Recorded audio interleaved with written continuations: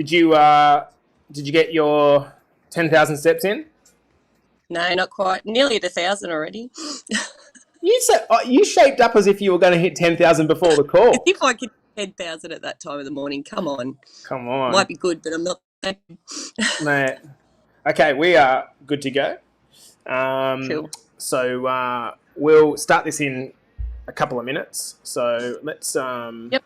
I'll get this on so I can see any live questions coming in. So, how's the week going?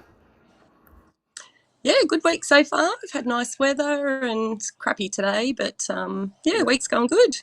Mate, we're just, did you see? So, I'm really looking to try to organise a client event for when we get home.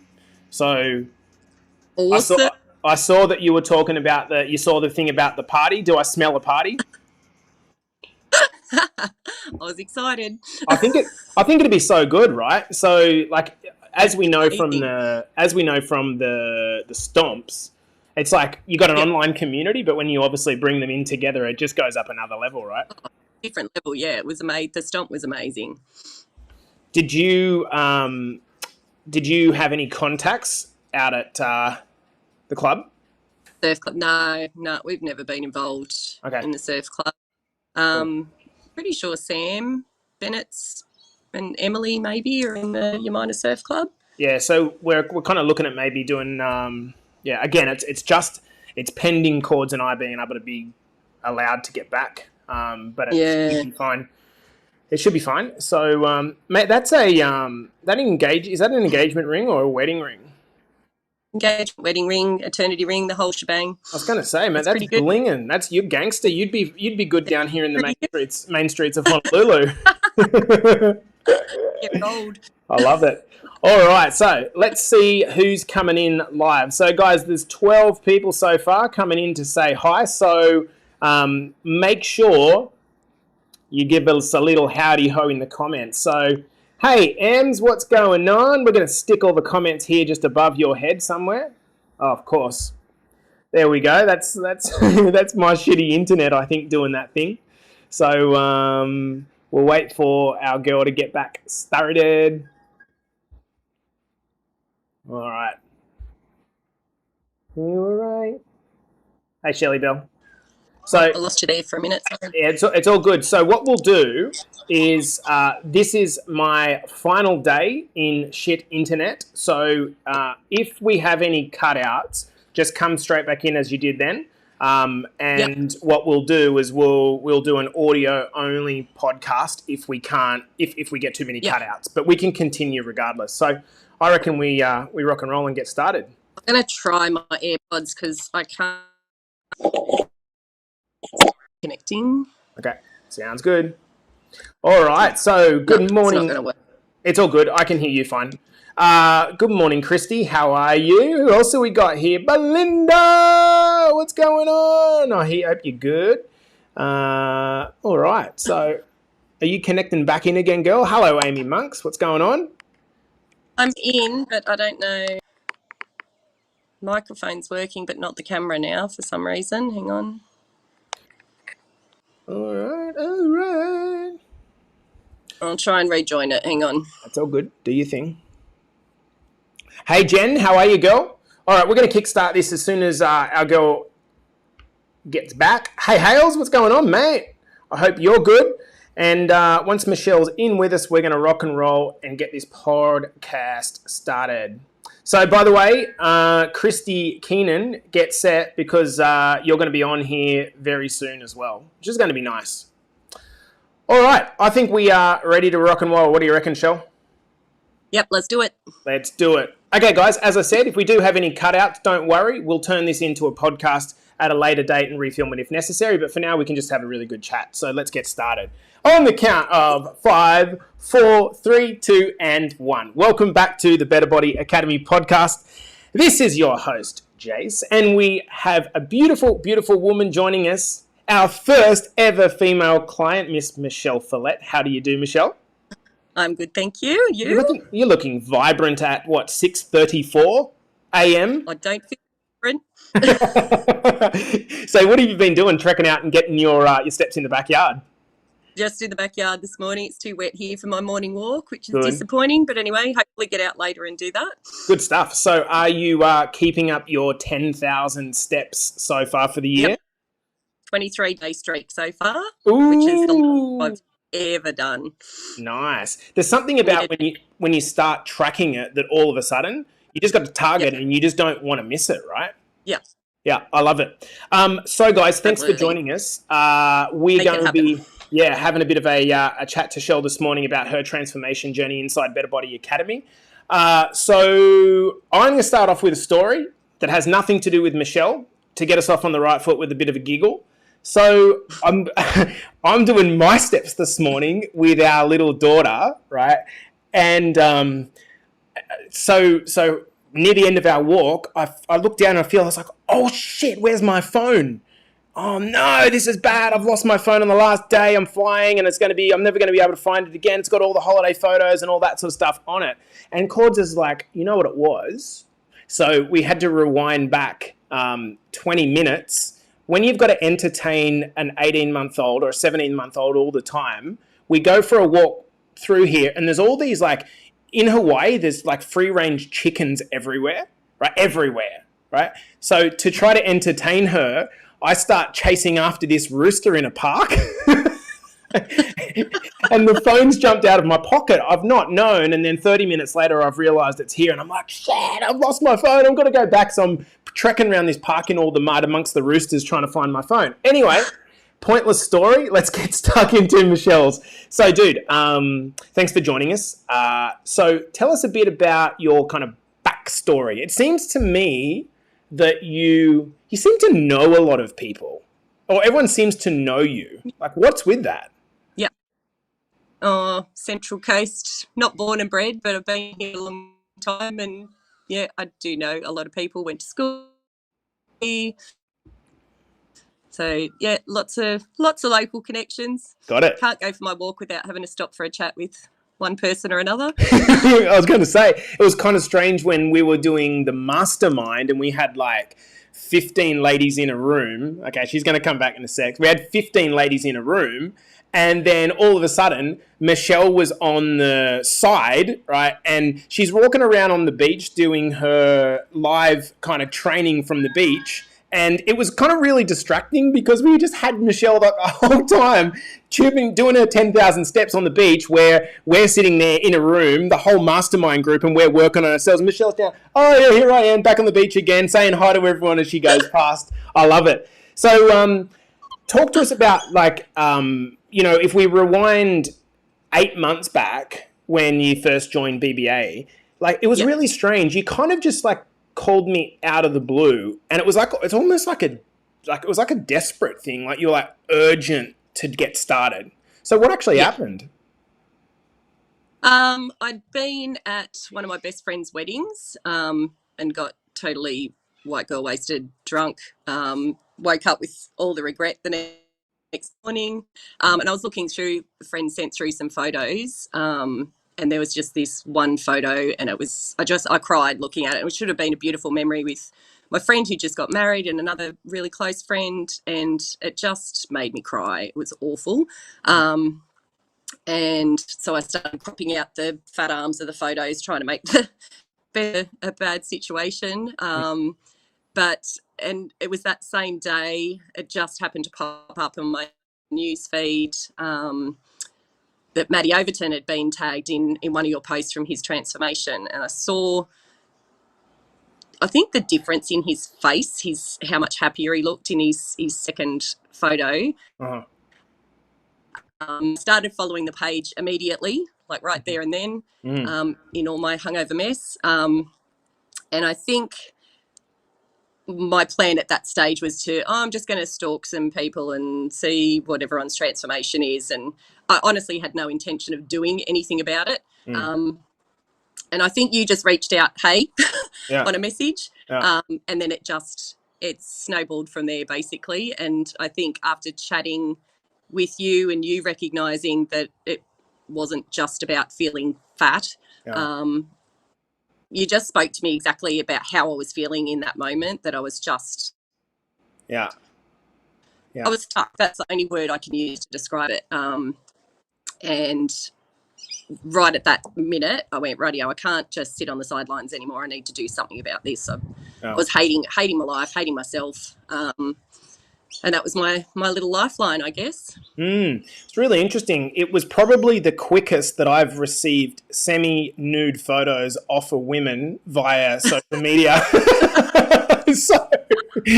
So for you guys watching, basically, we really think it's important to take photos, because what will happen is with changes to your weight, your scale weight is going to go all over the place in a transformation. It's not going to come off in a linear fashion. So if we've got photos to look at, which we can always just compare to baseline, I said in the message, look, we'll take some photos. We never need to share them without your permission. And then 2 minutes later, we had 3 nude photos. They weren't nude, they were bikinis coming through. And I was like, whoa, man, this girl's really keen to get started. And I remember thinking at the time, Michelle, like, you weren't crazily out of shape. You had maybe 7 or 8 kilograms that you wanted to lose. So what do you think that actually was speaking? Like, was that more about? I jumped on the scales that morning after I'd spoken to you, and I'd literally hit the heaviest I've ever been. Mm-hmm. And I knew if I didn't do something about it now, it was going to be another 5 kilos in 6 months' time, and another 5 kilos 6 months out of that after that, if I kept on going the way I was going. Mm-hmm. And so, okay, so you'd put on some weight. What was the reason, do you think, that weight was accumulating? So this would have been, say, it would have been this time last year. So between the first part of the year, maybe January, February. So what was happening? Was it just off the back of Christmas, or were you dealing with some stuff that you were kind of emotionally eating at the time? I've always suffered with pretty bad anxiety. And I think that was my coping mechanism for that was binge eating and drinking. And it definitely did flow on from, absolutely started before that as well. It was just an accumulation of it all. So it's so again, we'll wait for Michelle to come back in. So let me know in the comments if you guys feel some sense of, anxiety from time to time.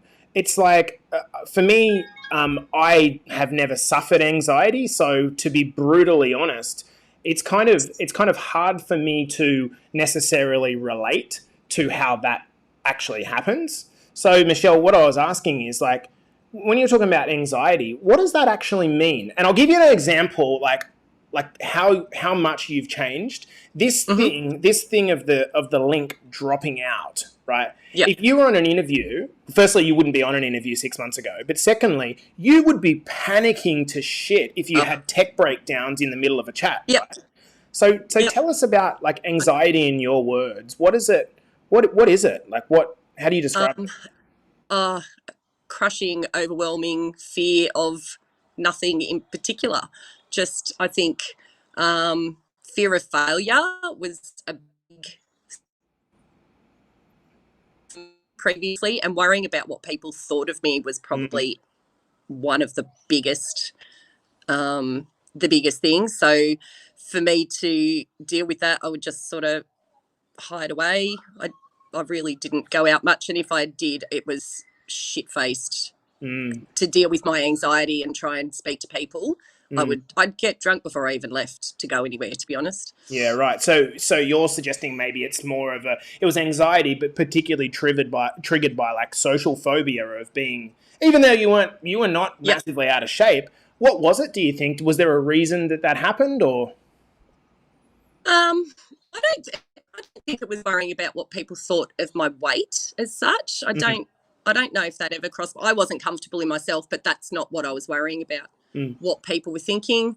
I think I wanted people to like me. I honestly still don't know what the crux of it was. It was just, I don't know if it's fear of rejection or fear of people talking about me, or and not that I'd had any bad experiences of that happening even. It was just, it was a made up story in my head and I'd kept telling myself that story over and over and over again until I believed it.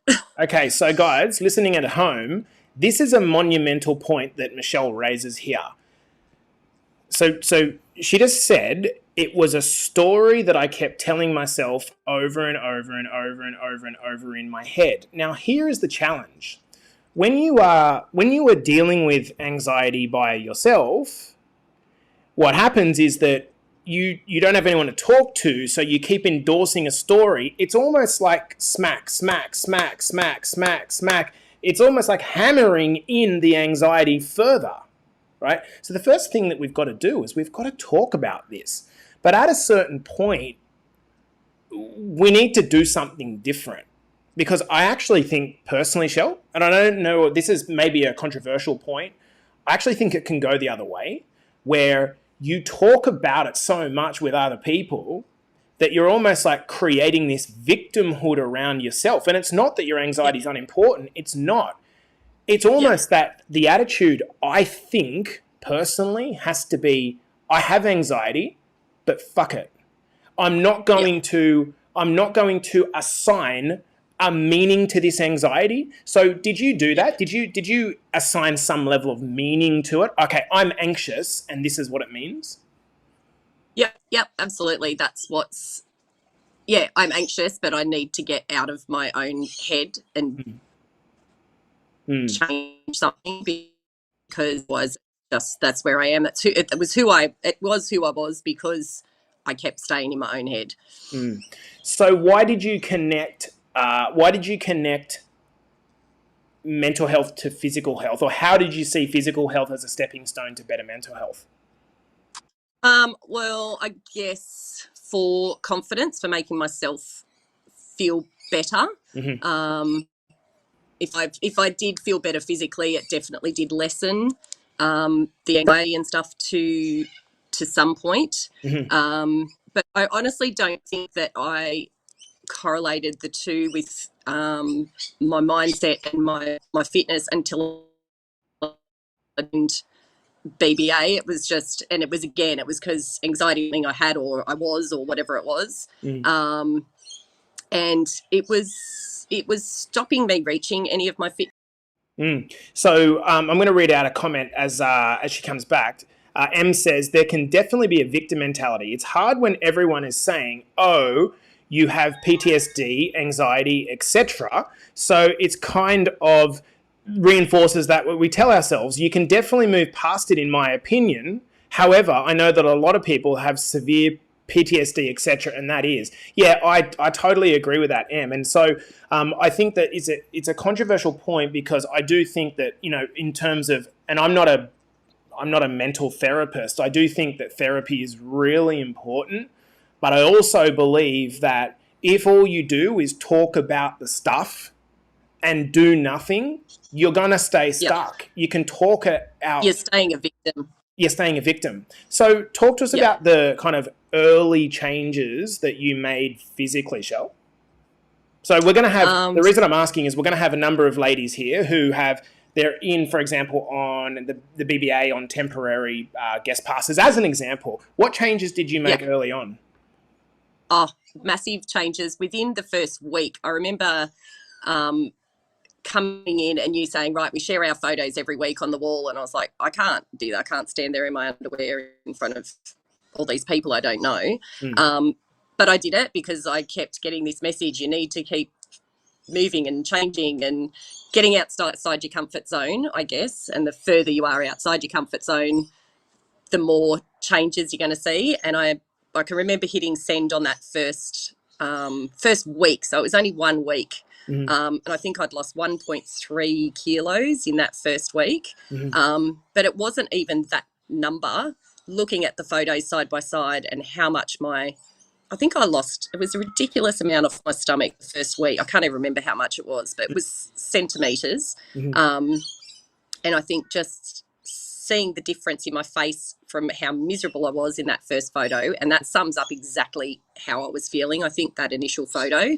And seeing that photo 1 week later, I've got a smile on my face. And it was, I'm looking at your... had a mindset.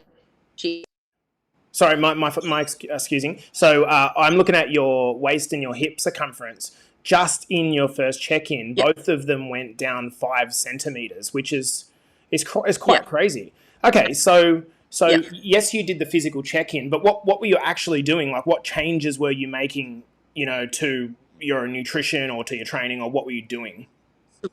I was following to the letter the 2-week meal plan in that first week. And I also reached out. Mike had shared his story about not drinking anymore for his personal reasons. And that resonated with me as well, that I was stuck in that rut. And if I wanted to see more changes physically, alcohol was absolutely bringing me down. I couldn't fit them in that calorie. If I followed the 2-week meal plan, I was so full of food. There was no room for alcohol. So I did reach out to Mike as well, and committed to a 6 weeks of zero alcohol. And he was quite firm. It was just a don't hop in and hop out and I'm just having a champagne tonight because this. He was quite strict on it. Yeah. Yeah. That made a massive difference. Yeah. So to anyone that's watching or as well. Yeah. So to anyone that's watching or listening at home, Michelle's talking about Coach Mike, who's one of our coaches inside BBA. Mike is my right-hand man. He's an absolute legend. He's the most caring person you will ever meet. And he's basically given up alcohol as a commitment. He just sees that there's no role for it in his life anymore. And he's got his own personal reasons for that. So we have a separate group, which is a no alcohol group. So hit Mike Ilias up inside of the academy if you want to kind of get involved in that group. So let's just fast forward because we don't want to get bogged down too much. You've got to get to work. So I'm looking at your all-time stats. Last check-in was just before Christmas. You were down 7 kilograms, which as a proportion of your total body weight is about 10%. So it's pretty good. And more to the point, your hip and waist circumference is down 13 and 17 centimeters. That's a pretty solid bit of progress there, girl. Yeah, massive. So happy with that. And I've still got some more that I want to lose, but I don't have that time sensitive. I need to have this done by XYZ date. And I think taking the pressure off that has made a massive difference as well. I've done a zillion different challenges in the past. I've probably done about 6 or 7 different nutrition challenges, wellness challenges, fitness challenges, whatever they are. And it's always I need to lose X amount in 6 weeks, 10 weeks, whatever it is. And I think taking that pressure away from it has absolutely helped me I wasn't great over Christmas. There was eating, there was drinking, there was all that sort of stuff. But I was definitely conscious of not going crazy. And I don't have a time that I need to lose this weight by. Yeah, that's exactly right. I think a lot of us, like, the reason that challenges draw people in is because people like to make small commitments, right? Oh, yeah, I can commit for 14 days. I can commit for 30 days. Yep. And they're good to get people going, but they're terrible to get people continuing in momentum. And the shift that we're trying to make here is not X amount of weight by a certain period of time. It is actually we're trying to become health. Like, at the moment, with a challenge typically, and we do run challenges, but the challenge is typically, here's me, Michelle, and I'm doing this healthy thing for a little bit of time. However, where it becomes sustainable is when you become health. And this means that it doesn't need to be as intense as a challenge. It's a gradual lifestyle overhaul. Michelle, let's talk about the Mastermind, because I remember you sort of specifically saying, I'm just not ready to tackle the mental component of this yet. So talk to me about that experience. Yeah. Yeah, I remember saying to Coach Mike when he reached out and said, you'd be a great candidate for this. And I'd said, I'm not ready. And he said to me, the exact words were, that's the exact reason why you need to do it, because you're never going to be ready. You need to tackle things. You need to get out of your comfort zone and tackle these sorts of things. And the Mastermind was probably one of the best things I've ever done, in that little container of amazing women, and you guys with that little bit of extra support as well.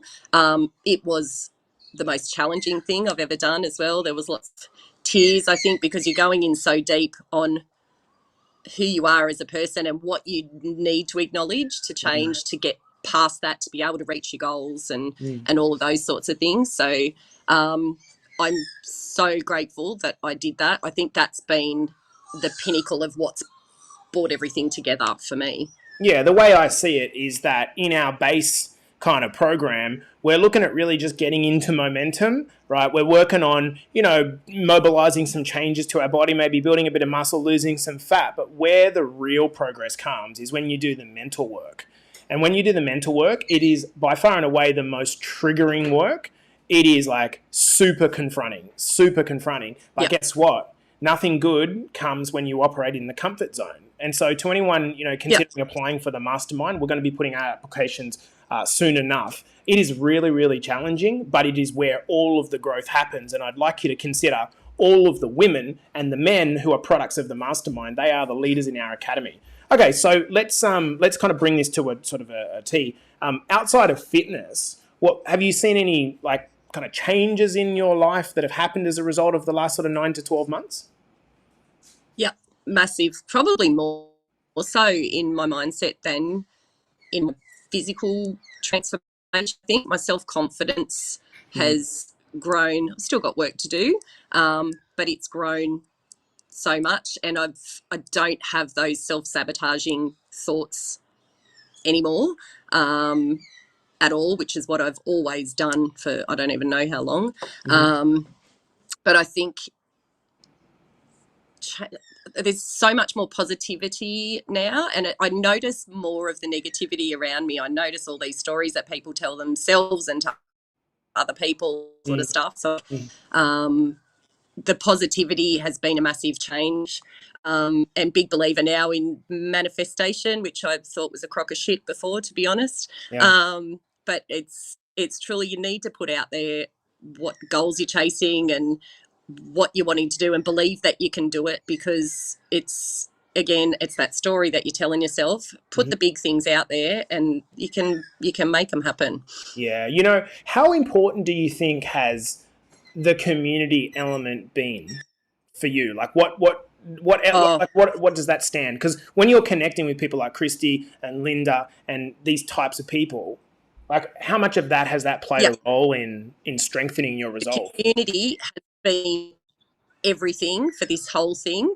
You can give someone a meal plan and tell them to follow it and whatever, but unless you've got those people, positive people who are there supporting you and guiding you and being there for the shit times as well and talking you through things. And I was chatting to Dan Troutman not long ago, who I met on the BBA Stomp from the men's group as well. And I'd said to him, I don't know if you, Jace, realise what an amazing community that you've created. It's life-changing for so many people. And I think without that community, I honestly don't know. I'd be another 10 kilos heavier. I've got no doubt in my mind about it. The community's kept me going. It's kept me accountable as well, sharing stuff out there and even sharing the shit stuff. I feel like doing XYZ and having those girls and you guys, the coaches, to talk me down basically has been phenomenal. Yeah. I can't speak highly enough about that community. It's such a beautiful, amazing group of women, and some who I do know personally, but a lot who I didn't before I started. But I've met up with them socially and made some awesome new friends as well. It's so good. Do you think it's uniquely cool to have, some of these people outside of BBA, but all of a sudden inside of BBA, you still know them. They're still your friends. So Renee Manning, for example, I noticed that you guys seem to interact a lot, but it's almost like now you've got a point of commonality where you're both working on yourselves, and that's a cool uniting point. Yeah. Renee, who I've known for a few years now, and we would always chat in the gym, but the last 2 times I've seen her since we've been in the academy, I saw her at the beach the other day, New Year's Day, and we went up and gave each other a big hug, and I hugged her in the gym the other day as well. And we didn't have that same relationship before starting this. So you definitely feel a lot closer to people. Oh, that's amazing. That's awesome. So, okay, let's finish off with perhaps one final question. And I appreciate the really kind words there, shared with you and Dan.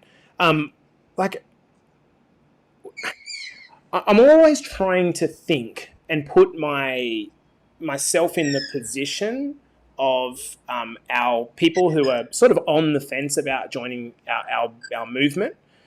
And I sort of think to myself back to when I was stuck. And I wasn't stuck necessarily physically. There were elements to my behavior that kept me stuck.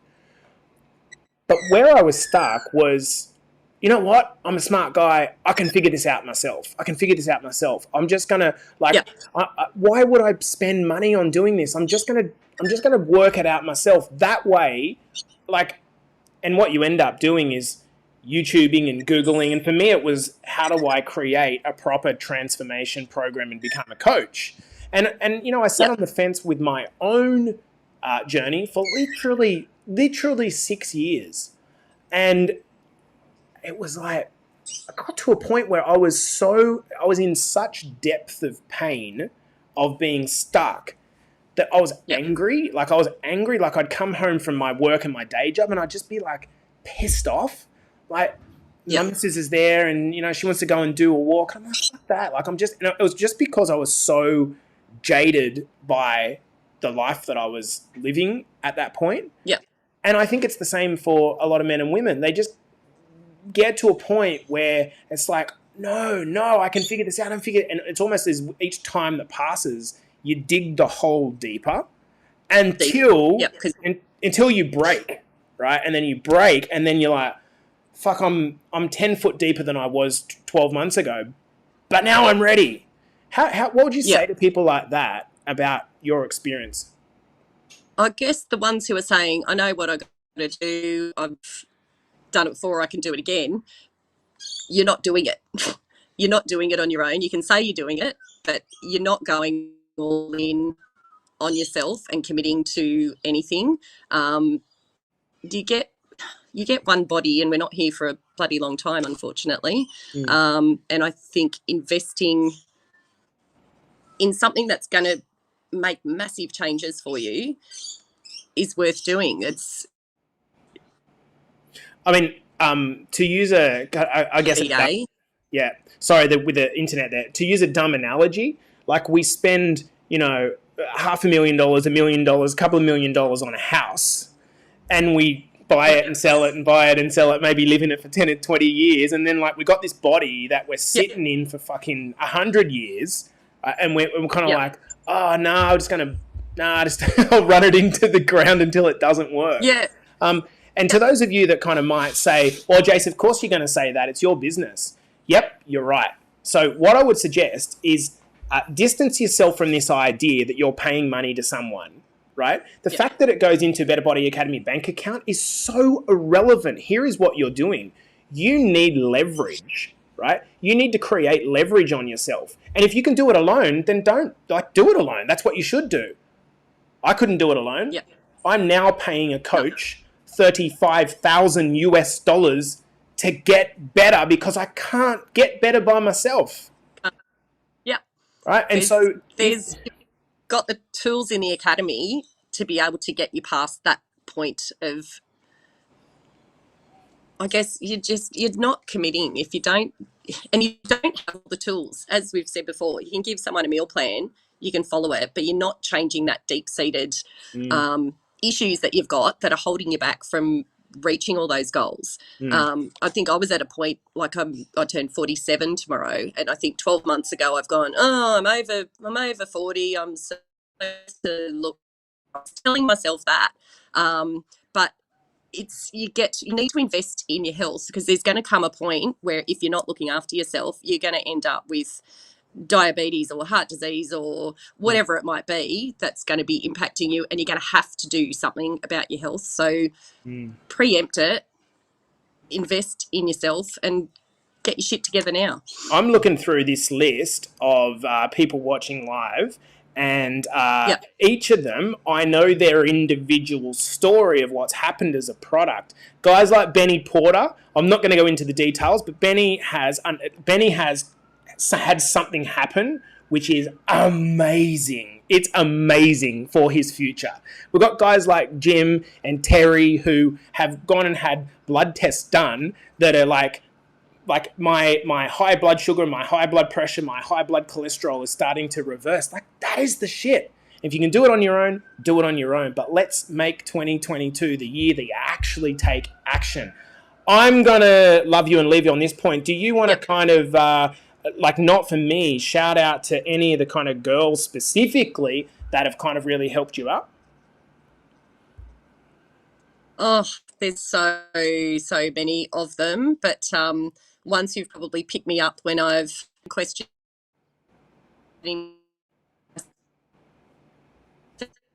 drum roll. Kills. Yeah. Cracks the whip on you when you can't crack it on yourself. She definitely keeps you on the right track. Christy Keenan, I think, is just phenomenal. Honestly, there's so many, I couldn't name everybody, but they are ones that have probably kept me inspired and on the right track, and I love them. I'm so grateful to have met them. Oh, dude, I'm so grateful to have met you, and thanks for coming on the podcast. Hey guys, if you got some value from this chat with Michelle, I'd love you to drop some love in the comments and wish Michelle a happy birthday for tomorrow. How good is that? She's celebrating her another year of 40 something. Who cares? Yeah. Guys, we're going to love you and leave you. Thanks for coming on, Michelle. This has been the Better Body Academy podcast, the podcast that you come to when you're sick of the dumb diets, unsustainable workout programs, and suffering anxiety. Let's put an end to it. I'll see you in the next episode. You guys, thank you.